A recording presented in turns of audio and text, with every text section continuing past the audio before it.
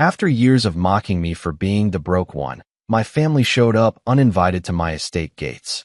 I let them in, poured them drinks, and quietly slid the contract across the table. As they read, their smiles vanished sooner than I expected. I, 34M, watched through the security monitor as 3 luxury cars pulled up to the iron gates of my property. I recognized the vehicles immediately. My brother's Mercedes, my sister's Range Rover, and my father's Lexus.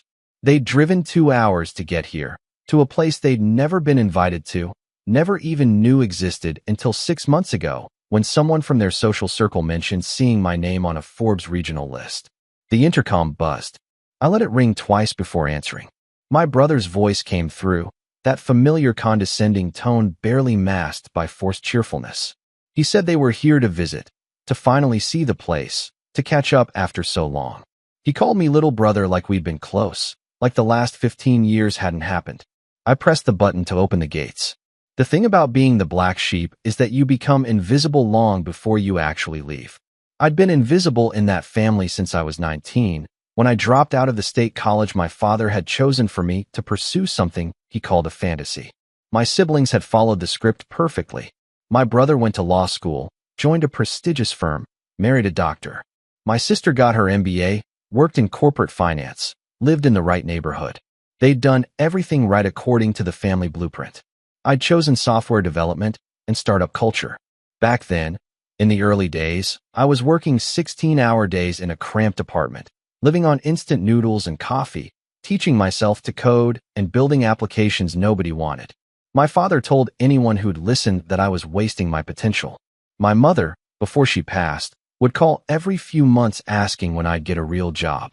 Family dinners became interrogations about my finances, my future, my failures. Then I stopped going to family dinners altogether. They didn't notice for almost a year. I watched them park in the circular driveway, watched them step out and stare at the house.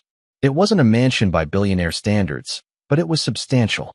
6,000 square feet of modern architecture, floor-to-ceiling windows, situated on 40 acres with a view of the valley. I'd paid cash for it 3 years ago, after my second company sold. My father actually whistled when he saw it. I could read his lips through the window saying something to my brother, who nodded with an expression I recognized. The same look he'd given me at family gatherings when I'd shown up in thrift store clothes driving a beat-up Honda. I opened the door before they could knock. My father moved in for a hug like no time had passed, like he hadn't spent a decade telling his golf buddies about his disappointment of a youngest son. I kept it brief. My sister kissed my cheek and complimented the entrance. My brother shook my hand too firmly, the way he always did, and immediately started asking about square footage and property value. I led them through the foyer into the main living area. The afternoon sun was streaming through the western windows, illuminating the space. My sister commented on the furniture, the art, the view. Everything was surprise and admiration now. Strange how money changed the prescription in people's glasses. I offered them drinks. My father wanted scotch, my brother asked for whatever I was having, my sister requested wine. I poured expensive single malt for the men and opened a bottle from my cellar for her. They settled into the leather furniture, looking around with barely concealed assessment. My father started with the small talk, asking about the property, the area, how I'd found this place. But I could see the real questions behind his eyes, the ones about money and success, and how the failure of the family had managed this. My brother was less subtle. He asked directly about my work, what company I was with now, what position I held. I told them I didn't work for anyone. I owned 3 companies now, served on 2 boards, and spent most of my time on investments and advisory roles. The pause that followed was satisfying. My sister recovered first, gushing about how proud they all were, how they'd always known I'd find my way. The revisionist history was immediate and shameless. My father nodded along, adding that he'd always supported my entrepreneurial spirit. My brother raised his glass in a toast to family success. I didn't correct them. Not yet. They'd come here for something. People like them always did. The small talk continued for another 20 minutes, carefully avoiding the past, skating around the 15 years of silence and dismissal. They asked surface questions about my life, never going deep enough to reveal how little they actually knew about me. I answered politely, watching them drink my expensive liquor and settle deeper into my furniture.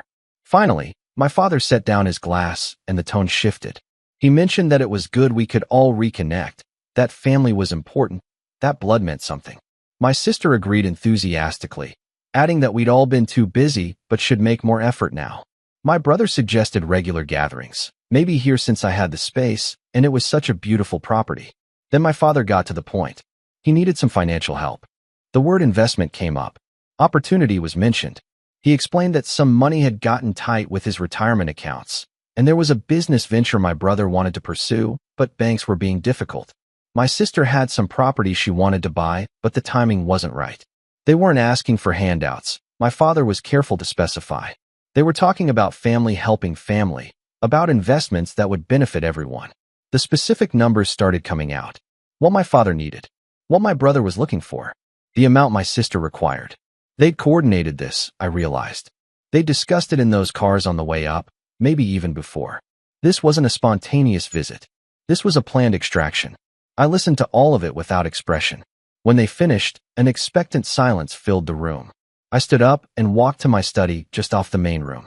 I could feel their eyes following me, could sense the glances they were exchanging.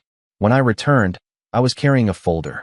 I sat back down and placed the folder on the coffee table between us. Nobody reached for it immediately. I started talking then. I asked if they remembered the year I tried to launch my first real startup. My father's expression flickered with something that might have been recognition. I continued, reminding them about how I'd asked for a small loan back then, just $15,000, with a written repayment plan and equity offered. I'd needed it for server costs and licensing fees and basic operating expenses. My father had laughed and told me he wasn't throwing good money after bad ideas. My brother had suggested I get a job at Best Buy if I liked computers so much. My sister hadn't even responded to my email. The silence now was different from before. I told them about the year after that, when my roommate and I finally got some traction, when we had actual users and interest from a potential acquirer. I called my father to share the news. He'd asked when I was going to stop playing around and do something serious. That phone call lasted 4 minutes. My brother cleared his throat and said something about how everyone makes mistakes, how they regret not understanding my vision. I opened the folder and pulled out the first document. It was a printed email chain from 8 years ago. My brother had been copied on an email from my father to several extended family members. The subject line was about a family investment opportunity. My father had been soliciting money from aunts and uncles and cousins for my brother's first attempt at starting a practice. The email detailed the opportunity, the potential returns, the family support angle. I'd not been approached. I'd found out about it by accident when a cousin mentioned it at a funeral. I slid that across the table. My father picked it up, scanned it, set it down without comment. The next document was a screenshot of a group chat, family members only, from 5 years ago. My sister had shared photos from a vacation, some resort in the Bahamas. Multiple family members were tagged. I wasn't in the chat. Someone had added me once, early on, and I'd been removed within a week after my father said something about keeping the group to people who had their lives together. My sister looked at it and started to say something about how group chats were meaningless, but I cut her off. I wasn't here to litigate the past or make them feel guilty. I was here to clarify the present. I pulled out the main document then. It was a contract I'd had my attorney draw up 3 weeks ago, right after my brother had sent me the first friendly text message in a decade, the one that had started with catching up and ended with asking about my real estate holdings. The contract was simple. It outlined the exact amounts they'd each requested today, which I'd predicted almost to the dollar based on their situations and public records. For each amount, the contract specified terms. My father's portion came with a requirement that he write a detailed letter to every family member he'd ever spoken to about my failures, correcting the record and apologizing for his characterization. The letter would be written by him, reviewed by me, and sent from his email address. My brother's portion required him to resign from the partnership at his firm and spend 2 years working for minimum wage at a nonprofit of my choosing. All of his current income would be suspended except for a basic living allowance. My sister's portion came with a requirement that she liquidate her current investment portfolio and donate 80% of it to charity, keeping only what she'd need to start over at an entry-level position. All 3 portions included a clause that they would have no contact with me for 5 years following the acceptance of funds, and that they would publicly acknowledge, in writing to all mutual connections, exactly why they were receiving the money and what it meant about our family dynamic. I watched them read. My father's face went red. My brother's jaw clenched. My sister looked like she might cry. My father was the first to speak. He called the contract insulting, vindictive, beneath me. He said family didn't treat family this way. My brother agreed, said I was being petty and cruel, that I'd let success corrupt me.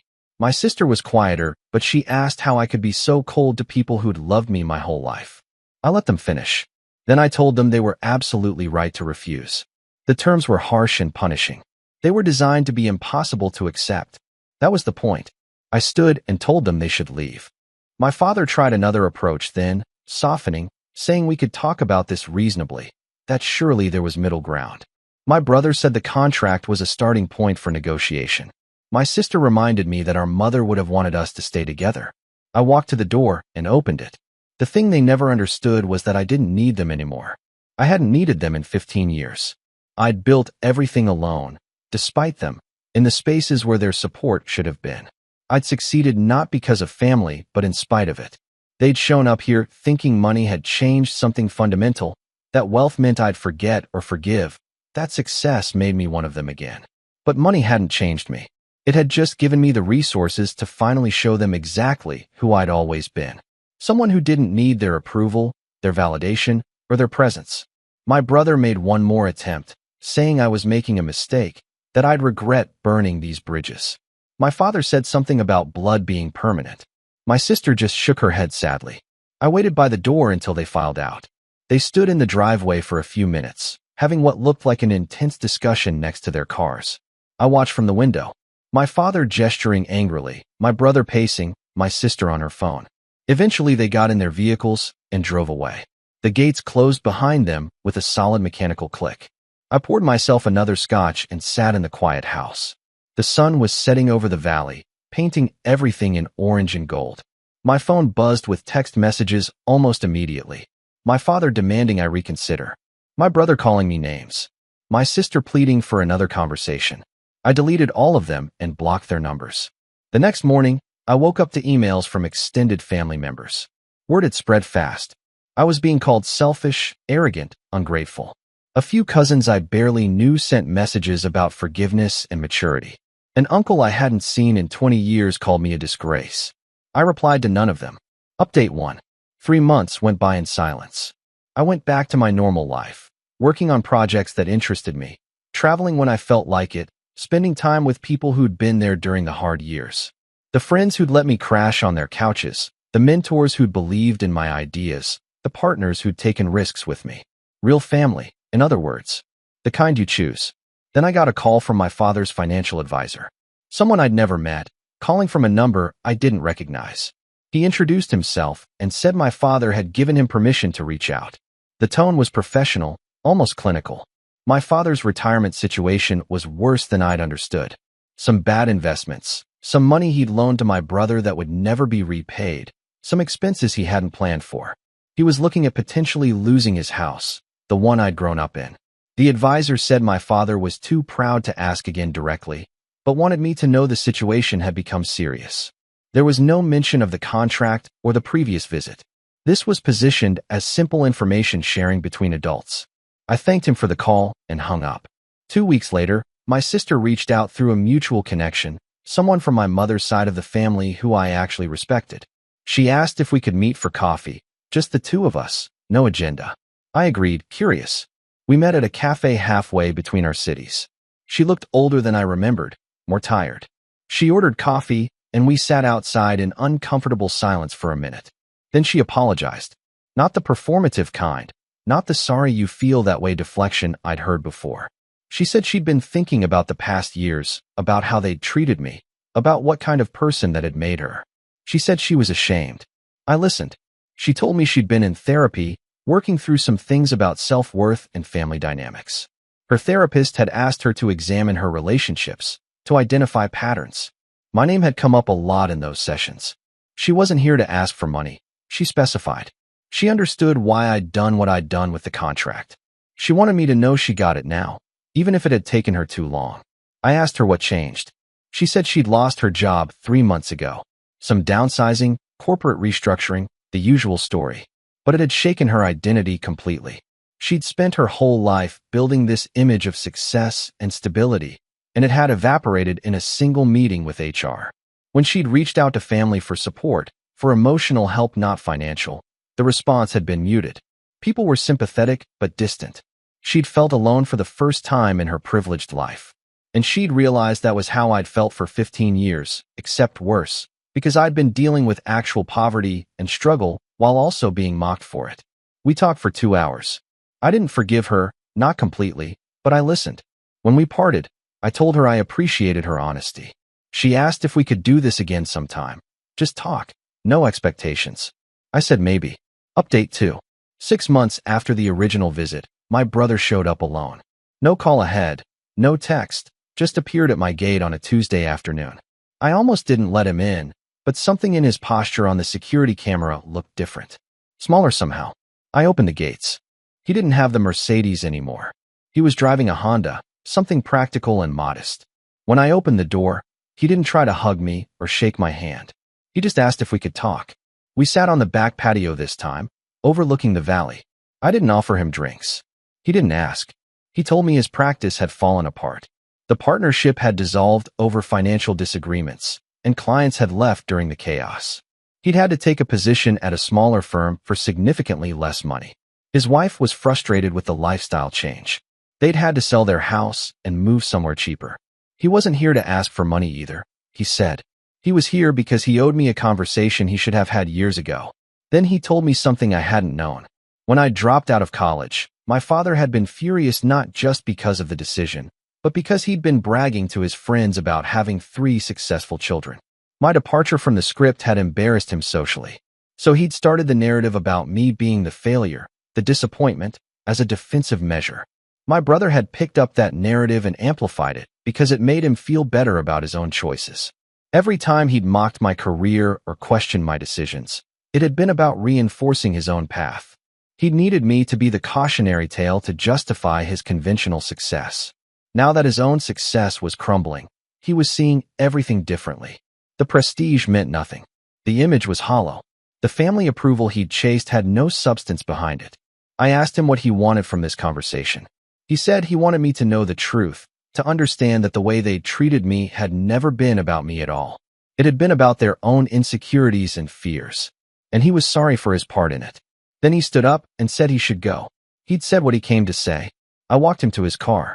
Before he got in, I told him the contract offer still stood if he was serious about making amends. He smiled grimly and said he'd probably end up working for minimum wage anyway at the rate things were going. Might as well do it on purpose. He drove away, and I went back inside. Update 3.